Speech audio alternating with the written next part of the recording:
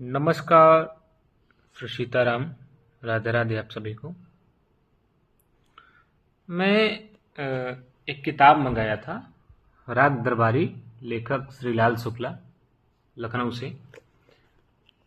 इनकी किताबों को तो मैंने पूरा नहीं पढ़ा, लेकिन इस किताब के कुछ 2 या 4 भाग में पढ़ा हूँ।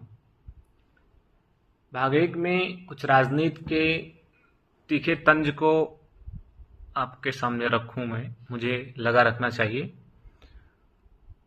आज की राजनीति भी कितनी अजीब है, कितने अजीब दौर से गुजर रही है। नेता बदलते हैं, वक्त बदलता है, जज्बात बदलती है, उनके पोस्टर बदल जाते हैं, उनके वादे बदल जाते हैं।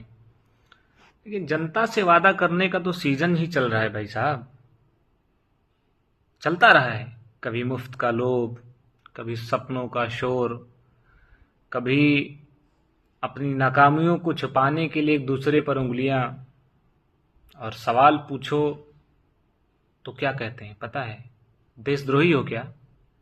और जो चुप रहे उन्हें समझदार नागरिक का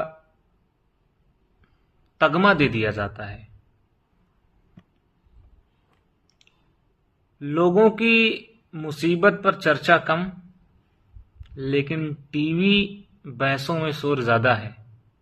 आज तक न्यूज, एबीपी न्यूज। नेताओं का काम अब जनता की बात सुनना नहीं रहा, अब तो कैमरों की तरफ मुस्कुराना, सोशल मीडिया पर ताली बटोरना ही राजनीति कराने लगा है। नेताजी आए हैं, आप सभी का भव्य स्वागत कर रहे हैं।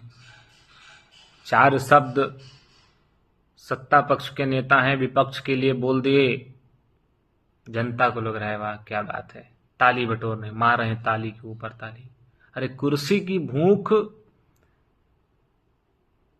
ऐसी है कि कुर्सी बचाने के लिए नेता जनता की कुर्सियों तक खिलाने लगते हैं। जिम्मेदारी कहीं गुम है, और जवाबदेही तो जैसे किसी पुराने खंडहर में ताला लगाकर रख दी गई हो। पर कितनी अजीब चीज है, सोचने का विषय है कि गांव के, इसी किताब में है राग दरबारी में, कि गांव के चौराहे की तरह राजनीति का अखाड़ा भी अब हकीकत से ज्यादा दिखावे पर चलता है। लोगों को लगता है जैसे शासन कोई संस्था नहीं, बल्कि किसी बड़े ठेकेदार का कारोबार है, जहां भाव जनता के नहीं नेता के हिसाब से तय होता है। सोचिए कितनी अच्छी चीज लिखी है।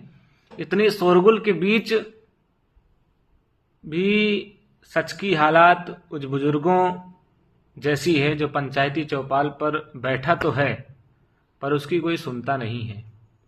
हर तरफ बड़े बड़े दावे, छोटे छोटे काम। जो सत्ता में है उसे यकीन है कि जनता खुश है। जो विधायक हो गया, एक बार विधायकी लड़ा और जीत गया, उसे क्या लगेगा? जनता खुश है।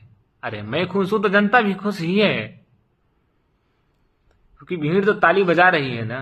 आप आए हैं, संबोधित कर रहे हैं मंच से, जनता के हाथ में क्या है? ताली बजा रही है। जनता ताली इसलिए बजाती है क्योंकि उसके पास अब उम्मीद करने के सिवा कोई काम बचा ही नहीं है, ताली ही बजाएगी।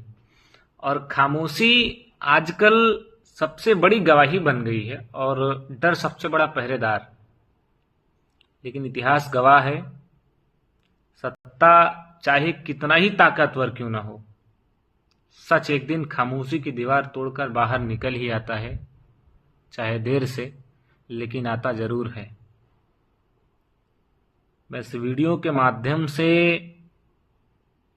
एक ही चीज का आप लोगों को संकेतात्मक रूप से बताना चाहूंगा कि उत्तर प्रदेश में ग्राम पंचायत चुनाव, पार्षद चुनाव, नगर निगम चुनाव, जिला पंचायत चुनाव आने वाले 2026 में हो रहा है। और उस चुनाव में मैं किसी व्यक्ति विशेष, पार्टी, समुदाय का नाम नहीं ले रहा हूं, लेकिन आप अपने जिस भी प्रत्याशी को मतदान कर रहे हैं, लोकतंत्र में आपको अधिकार है, आप मतदान करें, लेकिन मस्तिष्क से सोचकर, किसी के दिए हुए उपहार पर नहीं, अपने मस्तिष्क के विचारों पर ध्यान देकर आप अपने प्रत्याशी को चुनें। यदि आपका प्रत्याशी अच्छा रहेगा, पढ़ा लिखा, बुद्धिमान, धैर्यवान, विवेक, कृतज्ञता, विनम्रता, बहुत सारी चीजें हैं, ये सारी चीजें यदि आपके प्रत्याशी में है तो निश्चित है आपका विकास होगा, आपके क्षेत्र का विकास होगा। अन्यथा नाव डूब जाएगी। आज बड़े बड़े नेता, बड़े बड़े दावेदार हैं जनपद में, और अपनी अपनी दावेदारी, अपने अपने वादे रख रहे हैं। ठीक है, अच्छा है, हमको उससे कोई लेना देना नहीं है। मैं नौकरी पेशा व्यक्ति हूं और मेरा जो जीवन यापन है वो मेरा नौकरी से ही होगा, राजनीति से नहीं। राजनीति से मेरा कोई बहुत दूर दूर तक लगाव भी नहीं है।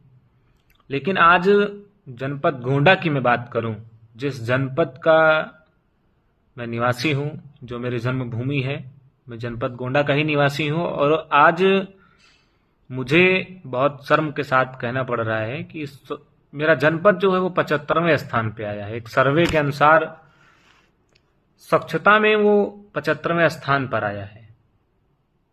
मुझे लगता है कि प्रदेश में इसके बाद कोई अंक ही नहीं रह गया है, अन्यथा उसमें हम ही आते।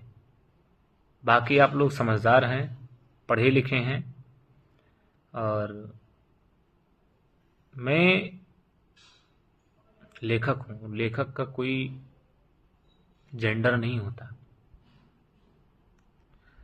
कलम है, आंख बंद करता हूं, जो विषय में आता है वो लिखता हूं और पढ़ता हूं। तो राग दरबारी से मुझे ये चीजें सीख मिली कुछ भाग पढ़ने के बाद कि ऐसा ऐसा है। आप अपने प्रत्याशी को अपने हिसाब से चुनिए, नहीं तो तानाशाही, अफसरशाही बहुत बेकार चीज है। फिर बाकी आप लोग समझदार हैं, तो मेरी जो विनती रहेगी वो यही रहेगी कि आप अपने मतदान को, मताधिकार को अपने मस्तिष्क से विचार करके और प्रत्याशी में वो सारे गुण को देखिए, उसके बाद मतदान करिए। किसी के उपहार, किसी के बात में आकर नहीं। जय श्री राम, श्री सीताराम। प्रणाम आप सभी को।